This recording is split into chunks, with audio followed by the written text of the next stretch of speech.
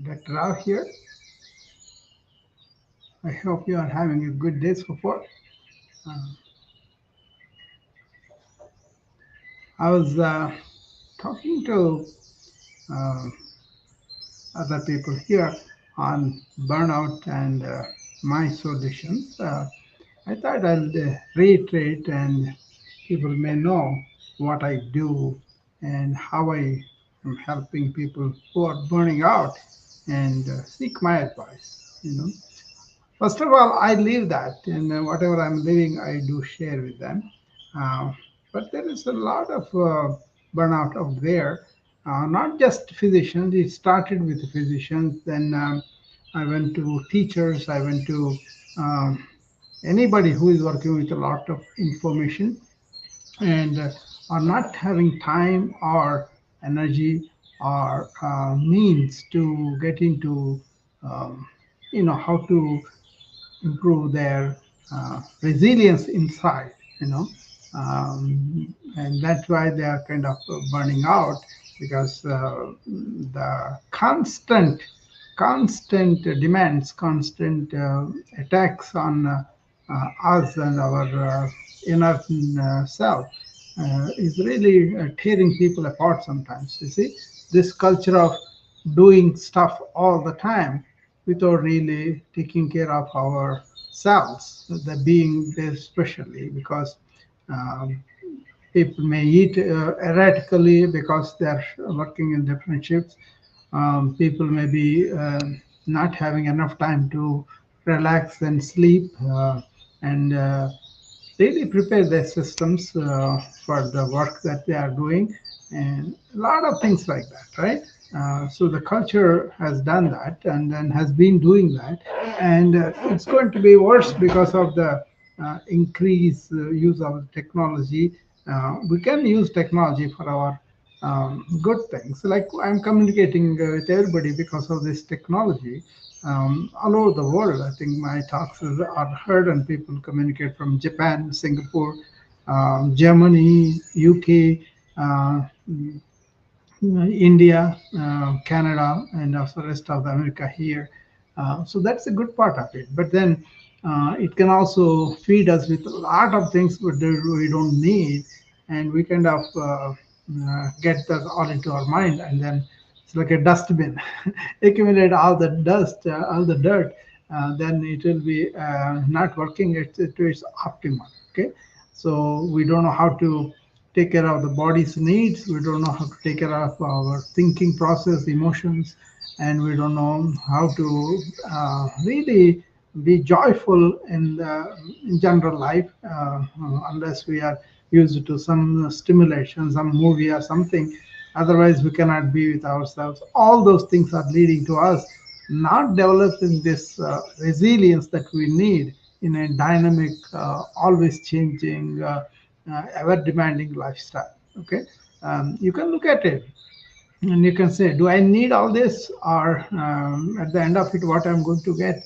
I may get few dollars, but after 40, 50 years of work, I don't have the health to enjoy my retirement or my people or my life. Or I was not enjoying at the work because I was harassed, I was bullied, I was pushed around and all that. Okay, so those things will be there all the time. But then, if you can develop the strength to deal with them, then you will not be burning out.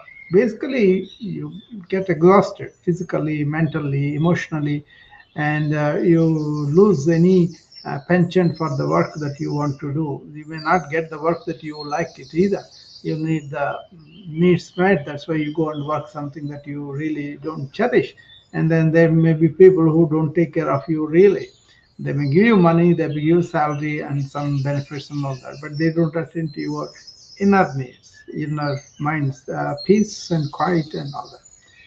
Anyway, my story started as a physician back in 81 when I came to this country. And soon after, I had to take some exams. All the foreign medical graduates had to take an exam. So I took it, and then I went into interviews. I got residency.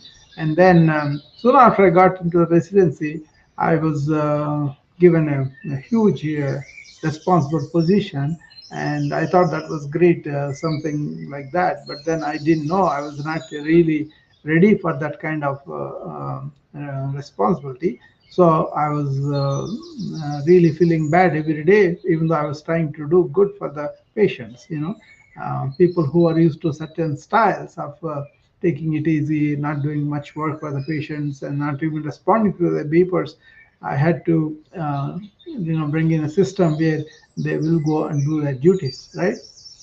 I thought that was professional. When we are paid so much money and then we are taught and all that, we should go and do our duty.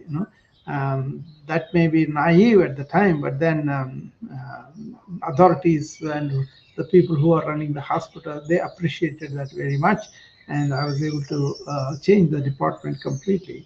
And in the process, I encountered a lot of resistance from the physicians and other people, and also that gave me a lot of inner turmoil. But I didn't want to compromise on my values of being honest and doing an honest job, right? But in the process, I didn't know how to deal with this resistance. Every day you have a fight. Every day you got to, explain the same thing again and again and all that. Okay, I was a doctor to take care of patients, but I was not a manager of the people. I was never trained for that, right? So that time, I read a book called "Heal the Healer" by one Michael Godwin, something like that. He was uh, a physician in Boston, a prestigious institute too, and he wanted to be a doctor ever since he was a child, like I was, and he wanted to help the patients, and then he got into the system and passed all the required exams and got the residency, and he was doing it. And then when he became the attending physician, he had so much stress he could not deal with it. So he took 2 years off being a doctor and went to his in-laws place in Bulgaria somewhere, and he spent 2 years there. But he wrote his experiences, his observations about why so much of stress in the system. They did not use the burnout term at the time, but then what he basically went through was this burnout of that. But he sat down, took rest, and took reflection on what was going on with his life and with the system. And he concluded with two or three conclusions that appealed to me. One, he said, there is too much of revenue basis on the medical system in United States, and that's why a lot of thing is business, and that if you don't deliver the goods or the expected results for the authorities, they will really demand that. That's the number one point. Second, there is too much greed. That's what he said.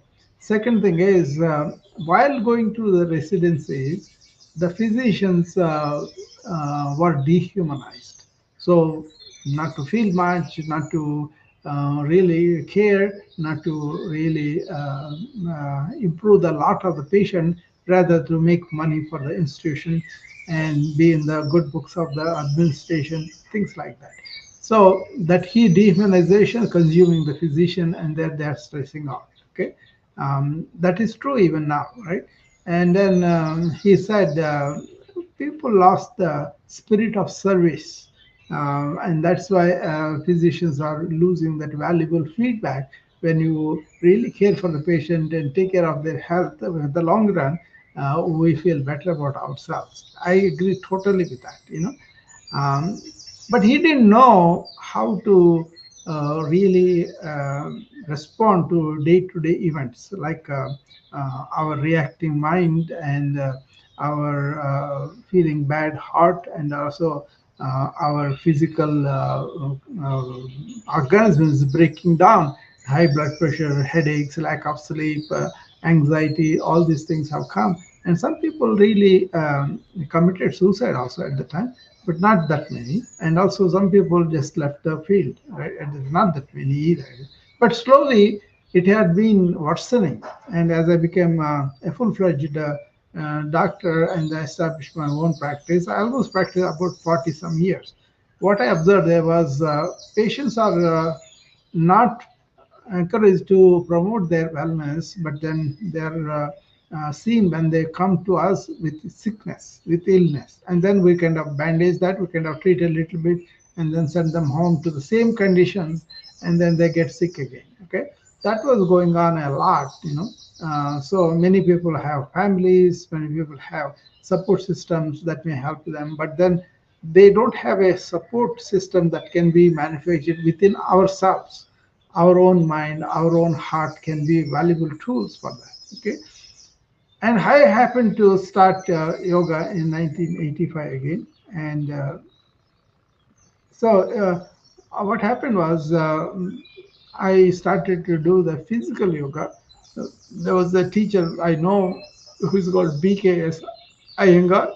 He wrote a book on light on yoga, very small spiral book, and I bought it. And then he gave a weekly schedule, so I kind of religiously followed what he said, and that seemed to have evaporated my mental anguish and my tension, my anxiety, and all that. You know, then I began to study more into the system and all that. You know, but I also became a regular medical doctor, established a practice that was huge, and then I had to move it to a bigger clinic, which I built myself, all for myself, like a 10 exam areas and lab and stress test and everything was there in that, you know, cardiac prevention workup and all that, you know.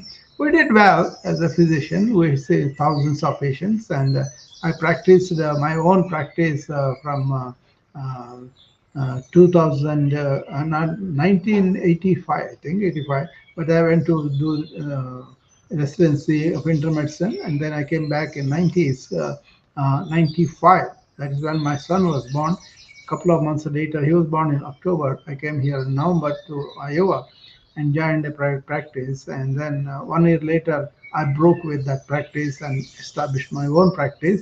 So basically, 2016 to uh, uh, no, 1986 to 2019. I practiced in my own building and enjoyed my way of practice of helping people to identify the causes of their illnesses while helping them to recover from the disease that they have. A lot of patients really were enthusiastic and they participated in the homework I gave them. And many people controlled their diet, exercise, and took enough time to rest and all that. So out of that, I began to see physicians who are really stressed out and burnt out, you know. And I also happened to work in the hospitals as a hospitalist because I have informatics background. I did a master's in bio, uh, biomedical informatics. So I was interested in EMRs and new technology coming in. So I began to take 1 week here, 1 week there, 1 week as a hospital, 1 week as an independent practitioner of my own in my. But I had to travel for that. I did travel, and then I began to come to touch with the EMR and the information overload and consequent problems with the physicians. Physicians were burned out mainly because of that EMR implementation and the new habit formation and all that. So I began to look more and more in deep into that, and then I started a stress reduction program in 1985, actually, and then I started to continue that, and then I evolved into that. Personally, I began to enjoy my life as a whole. Either I'm working for the hospital or in the clinic, or I'm just enjoying with my family.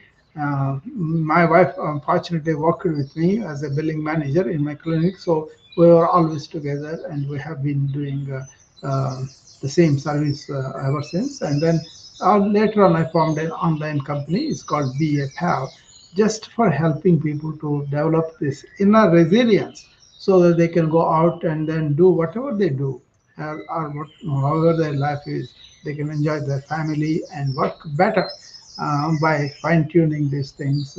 I'm not advocating of medications. I kind of advocate about inner resilience. That is eating right, exercising right, and yeah, really help people to relax better.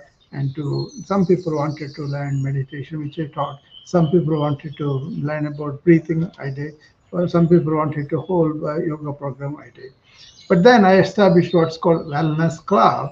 In that, I really incorporated not only getting physically strong and flexible, but also mentally calm and quiet and non-reactive, more responding, and being heartful, and really identifying with your being, and staying in the being, manage your body and mind.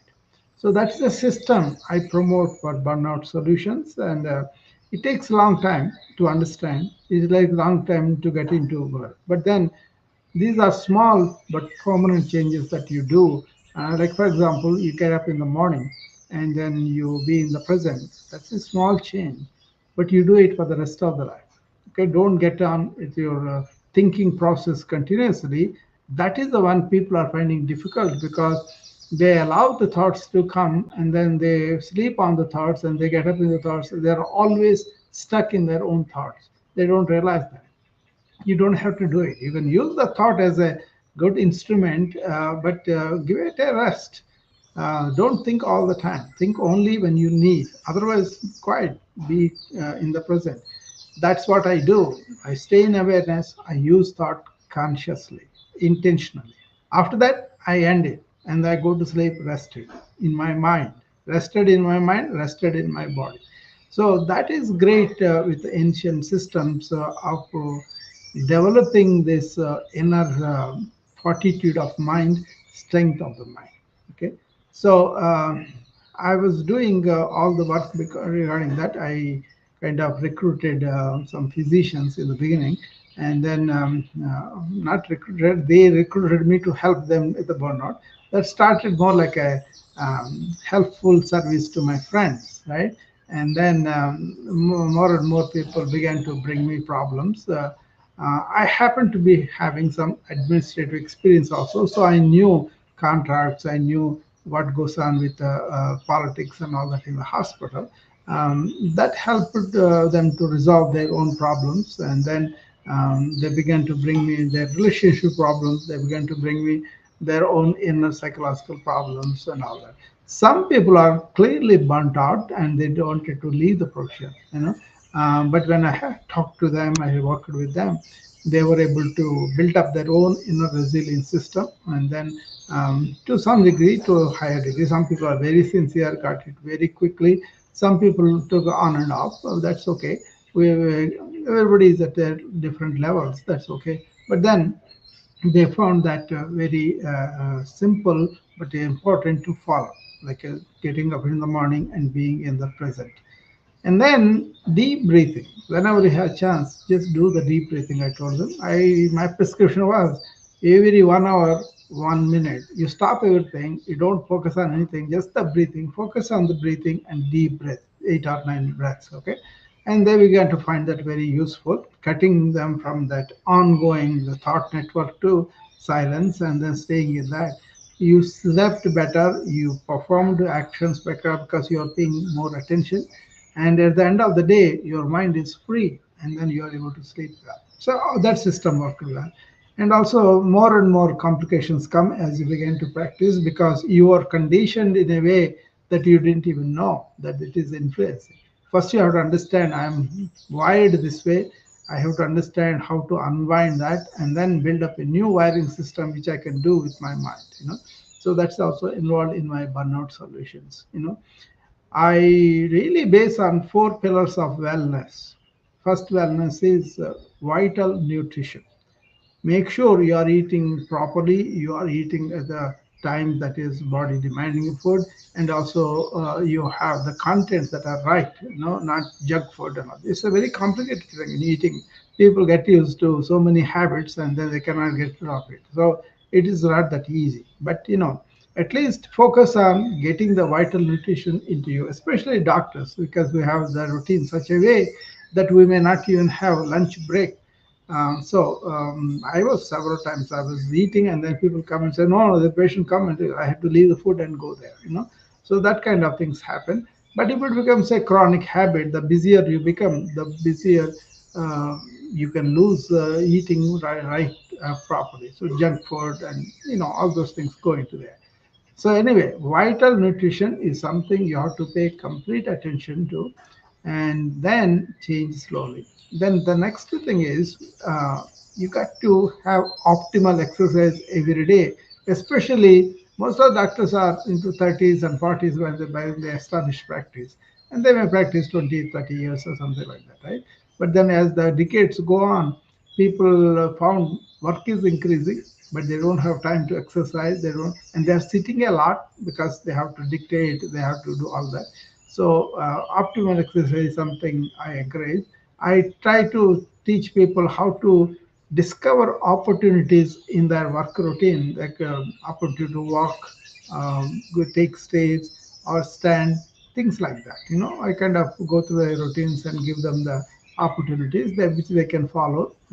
That also helped them. But always start in the morning, so regular exercise routine, and then be active through the day. Then sleep up. But a lot of culture is late night sleeping, late night reading, late night working, and all that. They are not helping that either. Many doctors are sleep deprived, and I happen to discover quality sleep in a few hours. I used it for myself, and then I shared with my friends and all that. That also is part of my routine in the burnout solutions.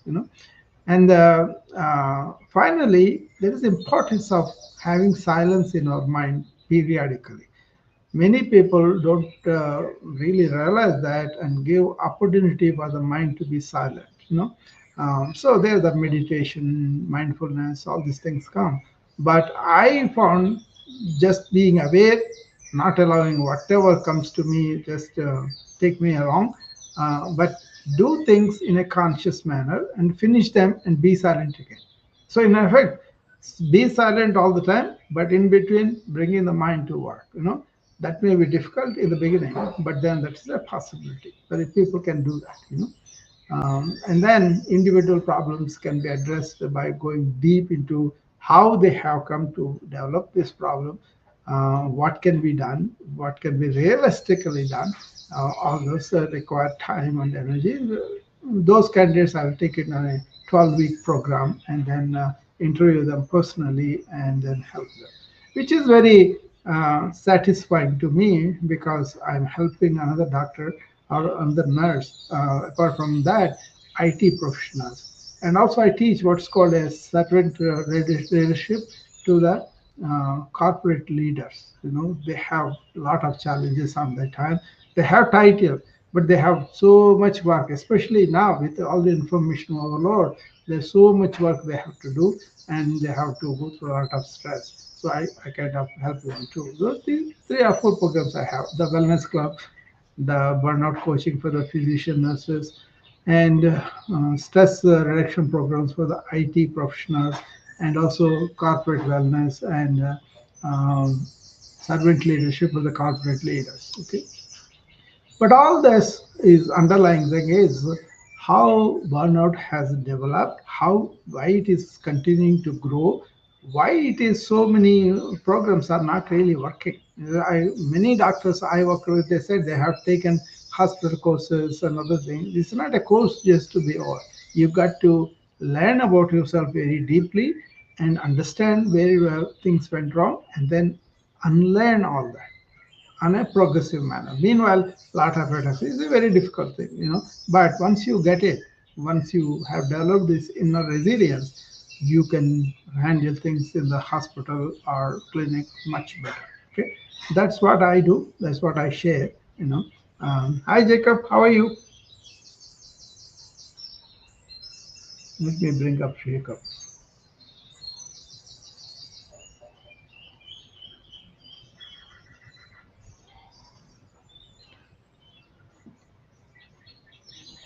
So, in the spirit, I'm going to do fitness challenge this Sunday, coming Sunday, 28th, morning 10 a.m. Central Time, 11 a.m. Eastern Time. It's going to be 90-minute session where I'm going to show what we do in the Wellness Club with deep breathing with sun salutations, some of the yoga postures, and also how we get aware and align with our breath and mind. And then we have a progressive relaxation technique that helps you with your sleep and relaxation. And then finally, I will take you to a guided meditation that you could use, and you can evolve into the awareness I'm talking about later. But at least in the morning, in the evening, if you do this, it will give you a uh, lot of inner resilience. That's the aim. But it will grow slowly, and then you can't expect to improve if you allow yourself to be influenced by the factors that have developed the thing. So you got to understand to withstand them or nullify them, and then respond with your inner resilience as it's growing. And once you get the hang of it, you can handle your life better by managing your body, by managing your mind. The four pillars: vital nutrition, exercise, relaxation and sleep, and calming the mind. These four pillars, if you can do that every day, eat properly, exercise as much as possible, move your body, don't sit too much, and then give some time to unwind from your work and sleep in a qualitative way. That you should learn, and then employ that. Don't allow these devices to dictate you. Put them off half an hour before you go to sleep. And then when you get up, don't wake them up for another half an hour. That's a good technique that people can do. But then we are so addicted to all the devices, we are not able to really control them. All the information coming through them also is detrimental. So you got to watch what the kind of data you are putting in your mind. If you put that, that will come out. But if you engage only with what is your job, what are your primary loved ones are doing, and what are the things that you should know about the weather and outward world. That should be the limit. But then this 24-hour feeding has produced a lot of burnout. People are burning out because of too much information absorbed, too much reaction from inside, and don't know how to control it. And sometimes when we say things that we don't mean to, and they will get back to us. So that's how we build the stress and burnout. Okay. I am being very simple and general, but there's a lot more in that. But then I take each individual case and go into the see why they have come to that state, and how you can unwind, unlearn all that, and then build up these new things simultaneously, so that as you are sweeping the dirt, you are building good resilience inside. That's the idea. So I'm going to do this on Sunday morning, and all are welcome. I will do the same like this, all platform. But also I'll give a Zoom session access so that people can see me what I'm doing, and they can follow, or they can just see, or they can they are practitioners before they will be able to do all of that. But I will explain to you why I designed the program for especially dealing with burnout and stress. Right? Once you see that, it will be easy for you. Okay. Anybody has any questions, you can come up and I'll be able to answer you.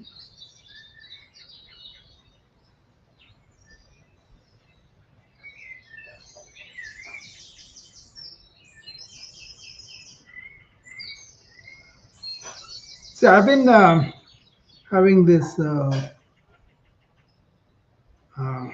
health challenges and uh, economics challenges for the practice, and family. So many things happen in the family. I have to help them. So all these things were possible for me because uh, it's a question of developing this resilience, and go and meet the life with strength, not with vulnerability, not with weakness. The so-called "I'm just being human, I can do this" is not taken into account in yoga and other systems of ancient, because they kind of went deep into themselves and then found this tremendous strength within, right? And once you come from there, station there, you meet life, you meet mind, you meet your body, you can survive better. Okay, that's what I did, and that's what I share. And the more I share, the more deeper I go into ancient wisdom. And but I have not neglected modern medicine either. I followed the microbiome, I followed the genome, I follow the current of healing spontaneously with metabolic revamp. I call that proactive wellness. You have to be proactive about your own wellness as to what is happening with you, the chronic disease, what is happening with your age, what's happening with your inner energy. All these things we can address, and we can take care of them. Before, the tendency was just to neglect them and do the stuff for some stupid dollars, and then sacrifice the health. And at the end of the life, you suffer with ill health and chronic disease, and ended up in a nursing home, and die miserably. A lot of people are still doing that now. But what we can do is reverse that. We cannot escape old age and chronic disease and all that, but then we can manage them better with the knowledge that we have, both the scientific knowledge and also the ancient wisdom. That is something neglected because of the prejudices, religious or race or whatever. I think that's kind of unwise. You got to open up the mind and don't have to accept and follow a religion or anything like that. But then, uh, if scientific quest resulted in a lot of comforts, a lot of good things outside the technology and all that, uh, they also really debilitated in so many ways, right? Our creature comforts, our um, lack of understanding of the mind and thought, and the lack of understanding of the consciousness really put us at a peril, right? People enjoy maybe a couple of decades of health, but afterwards they get sick and they become morbidly ill, right? Especially if you don't have enough resources to eat well and exercise well and all that, right? But ancients really survived on very little external thing, but they had a very rich inner life. you know that is something modern people would like to understand and learn and live like that, not having this uh, conclusion that we are intellectually superior, and that's why intellect is going to solve all our inner problems. That's why we have so much of mental illness, and health is very, very going down, and so much of anxiety, depression, suicide, breakup of relations. Even subjective joy is not there in many, many, many people. They may have few comforts, they may have few works they escape, but deep inside, many people, at the end of the life at least, they'll feel empty, they'll feel useless, and they have nothing to live for. That was not the case with the ancients. They discovered how valuable the human life is, how human intelligence is such that we can discover our own inner resilient um, being that is joyful and blissful. Okay, and once you touch that, you don't need any religion for that. You don't need any particular guru to teach you. You can explore it with questions and finding the answers, and then don't be in your own way by conclusion. Oh, this is not right. Like I know, this is my mindset. This is how I made. A lot of people I hear it is according to me, as if you know everything. But once you open up and then say, let me learn, you don't have to accept things. You can investigate them, and then you can find out the truth of the matter. For example, somebody tells you, deep breathe. That's a physiological thing. And then by deep breathing, what happens? You get more oxygen into your tissues. What happens? You get more energy, and also you get more of toxins out. You know, it's a simple thing. We're supposed to be deep breathing, but BK Iyengar, when he first came to this country in 1950s or 60s, Yehudi money and brought him to London. From there, he came to America. So he was a yoga teacher, and he said, I found these people hardly breathe. They are so shallow breathers. As a culture, also it is like that. And then once the people discovered what the virtue of deep breathing, they started to do that. Like that, there is this quieting the mind, calming the mind, and really emptying the mind and be in that beautiful silence is a human phenomena that is there. That's not confined to any particular religion. Some people may have investigated and found a lot of answers. That was the case with a lot of ancient Indians. And then we just learn from them and then do that, for example, there is one called Kapalabhati. That is like a fire breath, they call it here. But if you do that, it kind of helps you not only to deep breathe, but also expel better, more carbon dioxide, but also it kind of massages the inner abdominal organs, which is very healthy for you. Okay, so there we can study each asana or each breathing treatment and learn about them these days. Chat GPT will do a very good job for you to give the inner benefits and dangers and the important way to do everything, right? I think I welcome that chat GPT because they are bringing, it's only depends on the question that you ask. If you want to limit yourself with your own limited behaviors and then ask questions like that, it won't tell you. It will tell you, suppose I want to do a particular technical thing, it will tell you. But then if you ask it, what is my inner being is like that, how can this breathing help me? It will give you. So learn that, be open to that. That's all I'm saying. If you are not open, you don't learn that, it doesn't matter. You are the one who is not going to get the benefit of it. Especially with the technology running the world now or running people now, and cannot be away from the technology. That's the problem. That's the problem, and then that's getting increased. But can you be smart about technology? Use it when it is useful, and then be aware of if it is too much, what it can do. Look at kids, what is happening? They cannot form a conversation face to face without a device, right? That's not good. See, as a human being conversation without any machine involved, that will really help you to understand better, to form the bond, and to really evolve in a way that is really really good. Okay, so anybody has anything to say, you can come up and. I just want to announce a couple of things I am doing. One is I'm writing a book and also a course with a lot of videos in it on what is the simple living that I am doing, what is the inner higher thinking that I was engaged in, I still continuously engage even now, is some of the tidbits will be given to you, and you can use them as you feel like. Uh, I think it came up to 6 or 7 videos and 6 or 7, 8 chapters altogether. You will read about. It will be on my website. My website is bapal.net.